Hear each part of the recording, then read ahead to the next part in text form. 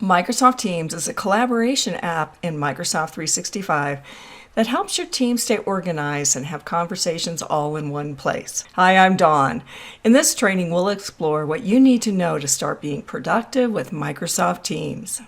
Teams brings together chat, meetings, calling, content collaboration, and shared files and apps in a single, secure location. As we continue, we'll look at an overview of the Teams interface, explore Teams and channels, work with chat for informal conversations, learn about scheduling and attending meetings, and also see how you can work with files and apps.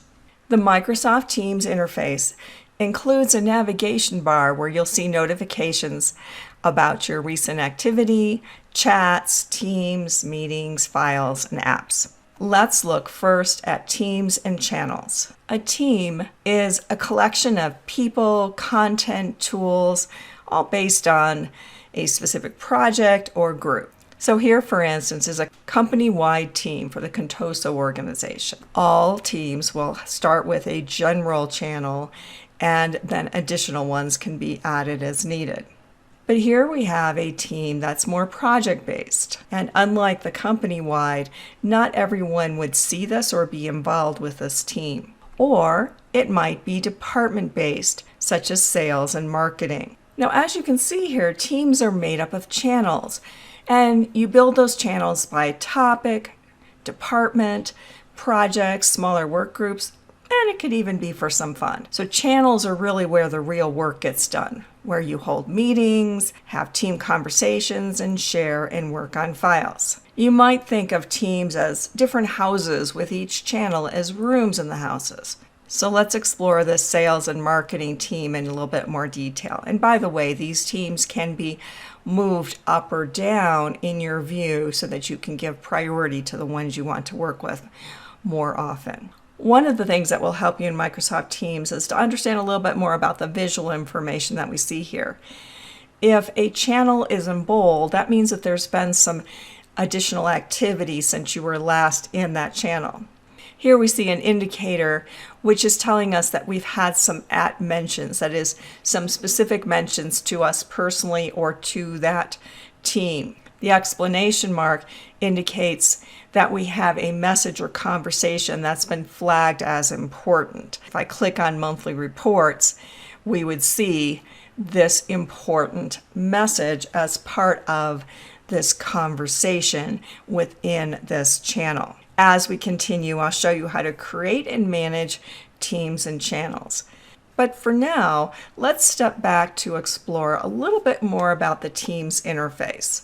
In the navigation bar, we can see that we have some additional indicators. Activity is showing you everything that's happened on your team and all of your unread messages, replies, mentions, and so on. This number here is simply telling us that this much was missed, or that we've got this much to look at. And then we can follow then this activity to see exactly what happened. And it could be that someone mentioned you or that someone reacted to a post, all of this activity here. So you can make a determination about where you should go next. The nice thing about this activity as well is that there is a filter. So within that, I could type in a specific word that I'm looking for, and notice how that filters down the mentions or the activity, whether or not it's something that I've seen before. Chat is where you can start a conversation with one or more members of your team or organization. This is also where you can make video or audio calls directly from chats. In the calendar, you can view your weekly schedule and easily create new meetings. In calls, if this option is enabled by your organization, you can use this area to call people or sometimes even to capture voicemail. From the files icon, we can then see all the files that have ever been shared by the team. And the apps icon, this gives us the ability to access additional apps that we could run or work with through Teams. The command box at the top of the screen gives us the option to globally search items or people, take quick actions, and launch applications. And then finally, our profile in the upper right-hand corner. This is where you can customize settings, change your status for availability, and have access to other key areas related to you within Teams. So we'll explore some of these options in more detail as we continue our look at Teams. Let's look next at creating and managing teams. In most organizations, everyone can create a team. However, many of the teams you need may already have been created, and so it's a good idea not to have a huge number of teams, which can make it more difficult to bring people together on a common issue. Depending upon your needs, if you have a short-term project, for example, a channel within an existing team might be the best option. But what if you want to join or create a team? We can start this at the bottom where we see this option, join or create a team. Here you see all of the available teams. Teams can be public or private. Public teams in your organization will display automatically. If it's a private team, it's possible that you have received a code to join that, or you may have just been automatically invited to that, and so it would already display in your list of teams. For this, I'll create a team. Next, you have two options. You can build a team from scratch, or you could actually create it from an existing team. That is, it could be a template. If, for instance, you were building a project team, there might already be a structure set up from a previous project you'd worked with. In this case, I'll build a team from scratch. From here, we pick the type of team. Is it private, where people need to be invited to the team or need to request the ability to join that team? It could be public, meaning anyone in your organization can join it. They aren't automatically included, but they would be able to, and they would see that in the search and the ability to join that team. Or is it organization-wide? Everyone in the organization automatically joins it. In this case, I'll make this private, and this is a project team. Once you've added the team name and a useful description, choose Create. Next, we'll add some team members. As you start typing, you'll see any organization members that would match that name or information. It could be a distribution list as well. Now I have my team members. I will add them to this brand new team. For right now, everyone is a member of the team. I'll explain more about roles as we continue, and we'll close. So here I have my new project team. I'll move that up by simply dragging it to make that a little bit more accessible. It can be helpful to know that by default, every team gets a general channel.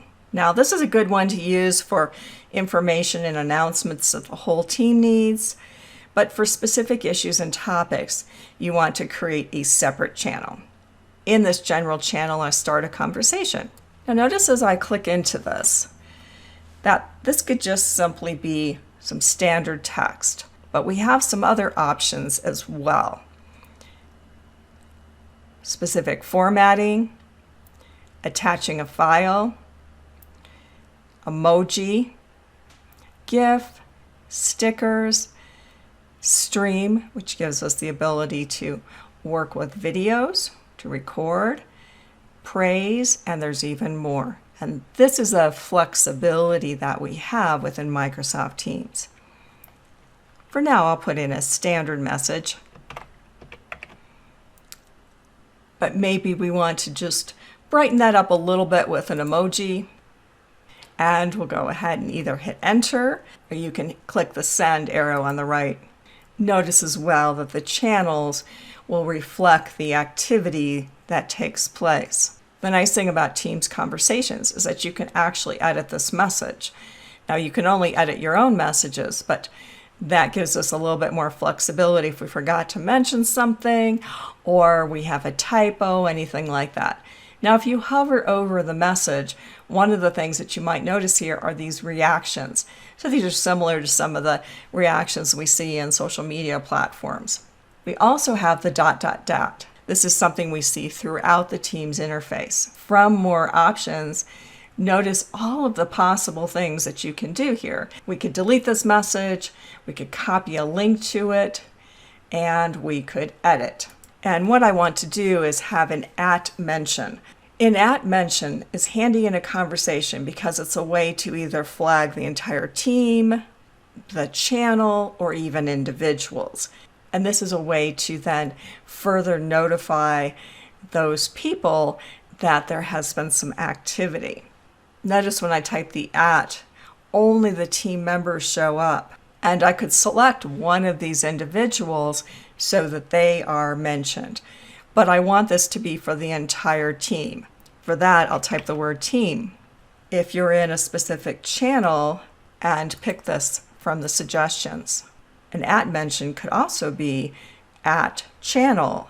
So this would call attention to that new conversation within the channel for anyone who has flagged notifications. Because I'm editing, now my options are a little bit different here, and I'll simply hit the checkbox to say that I'm done. This indicator here tells us that there is an @mention. Over time, existing teams can also evolve. And let's look then at how to manage a team. For the Mark 8 project team, we'll go to the ... for more. And here we have options such as leave the team, we can add a member. For this, I'll manage team. Within a team, there are 3 possible roles: owner, member, guest. Now you must be a team owner to invite guests. If you're creating a team, you automatically become an owner. So we can see that we have multiple owners for this. Owners can add or delete members from a team. They can even delete a team. To help share the load, it's good to have multiple co-owners of a team. That way, if you're not available, other team members can take care of the team. And it's frankly a good practice throughout the use of teams, as owners may leave the organization. But anyone who has access to this team would be able to see who is part of it. And here we can see then the additional members, their role within the organization. And we can also add other members, view the channels that are available in this team. Here you'll see the descriptions, which can be really handy, and explore other information about this team. For my new team, I'd like to add another person to that. And once again, we'll go to the ... for more. And although I could go to manage team, here I'll simply choose add member.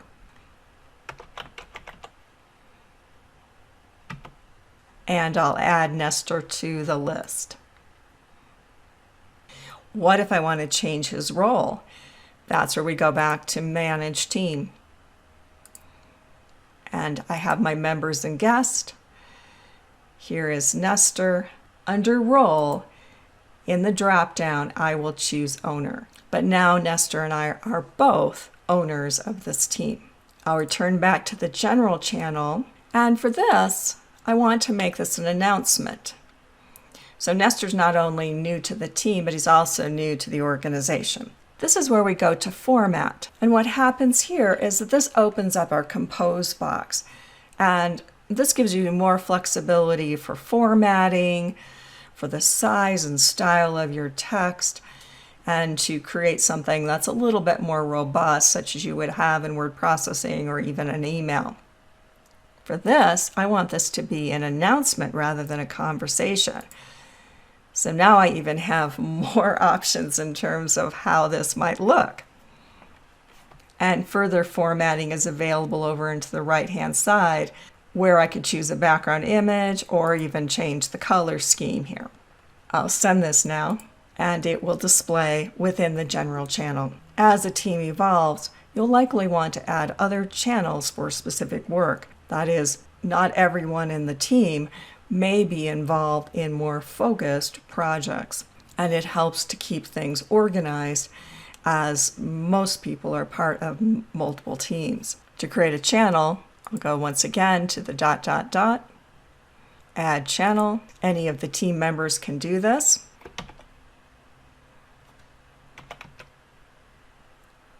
In addition to the channel name and description, another option is the privacy. The default is that this is a channel that everyone on the team is able to see.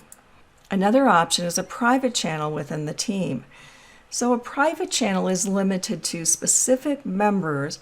In fact, a private channel can even have different owners than the team, but all the members in the private channel would need to be part of the larger team.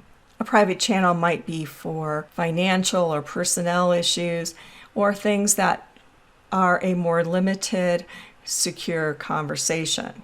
Only the people that are part of that private channel would see it as a channel within that team. We'll keep this as a standard channel, but I want everyone to see this in their channel list. And we'll add. At the top of each channel are tabs. And these are how you organize your work with links to files, apps, and services. Every channel has 3 default tabs. There's Post, and this is where your team posts messages, replies, conversations, where you can hold meetings and even share files. We have Files. This is automatically then where shared files are stored and can be accessed and can even be co-edited. You'll see some options to be able to directly upload a file, download a file, sync files. Here we have a variety of actions that we could apply to this file, including how we'd like to edit the file. And then our third tab is a wiki. This is an optional area where you can draft documents, you could track meeting notes, and collaborate in real time. So tabs aren't just containers for your content, they're really active places where you can get your work done. For this channel, we not only have those default tabs, but there's another tab here which is actually a document. And so this document has been added as a tab for easy accessibility for review and editing.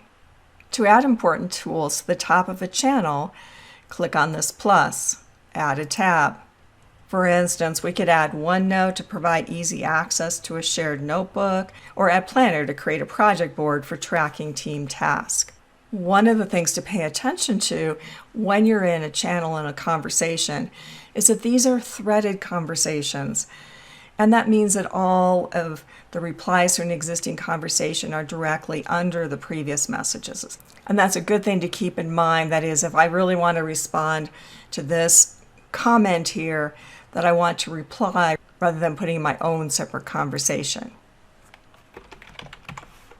However, if I want to share something separately, then I could start a new conversation here, and I'm going to attach a file. Navigate to the location of the file, select it, it will be part of this conversation.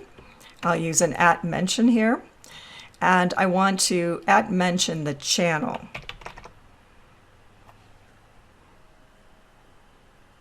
And I'll send that.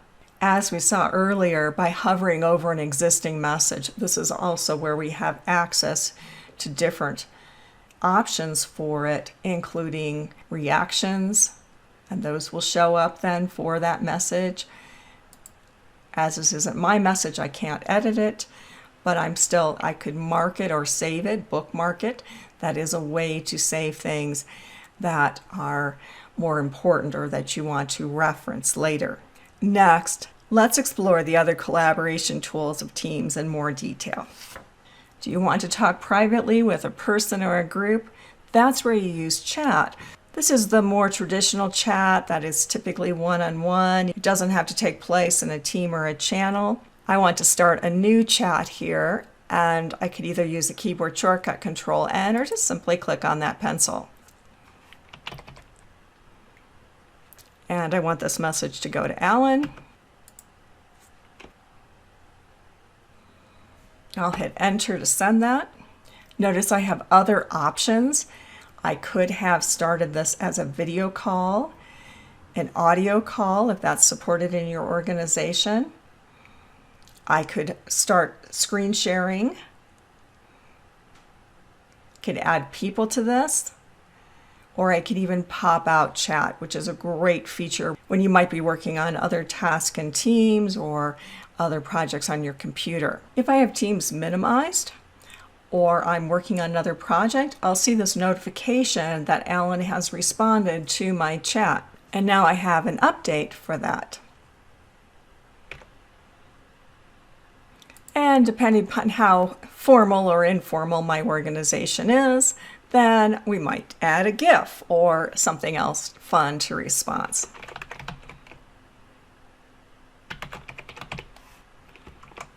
Or it could simply be a simple reaction. Now, because Alan and I are going to be involved in a number of different projects together, I want to go to the ... here, and I'm going to pin his name, our chat, to the top there so I can easily get to that.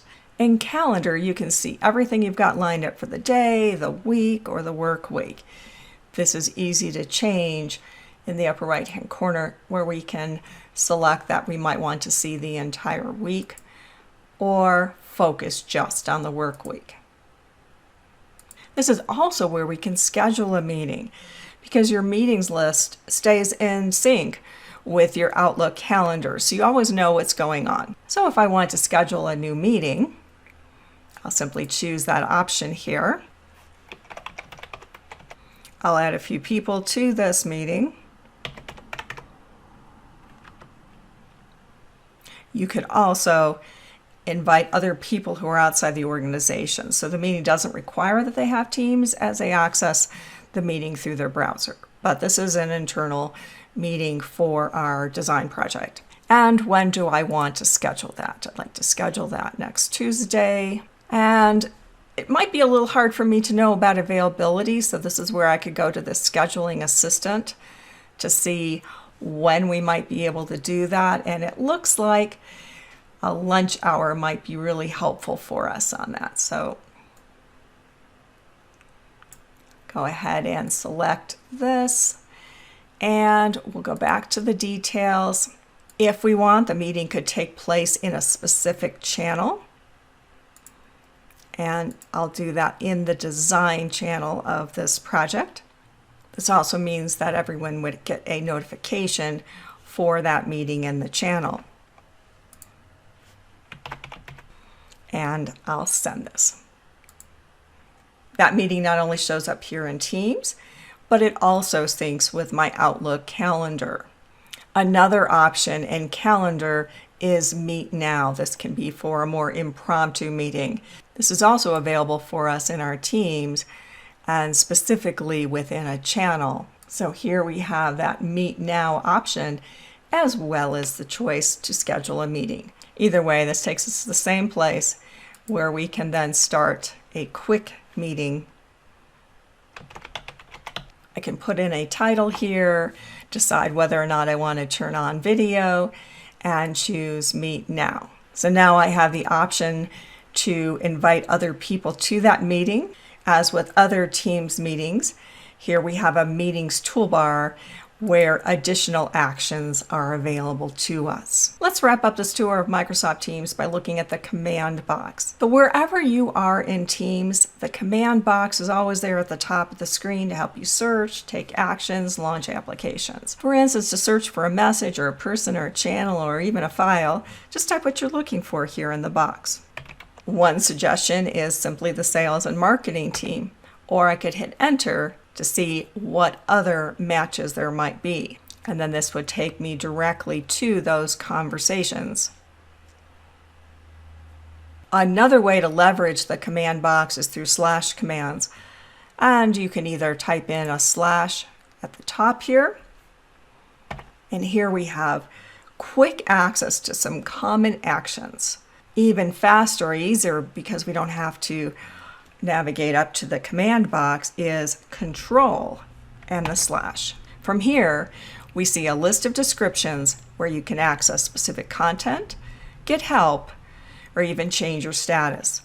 Pick the one you want or just type it. So for instance, we have help, keyboard shortcuts, what's new, and access to files. And that's our look at getting started and saving time and effort with Microsoft Teams. Thanks for watching.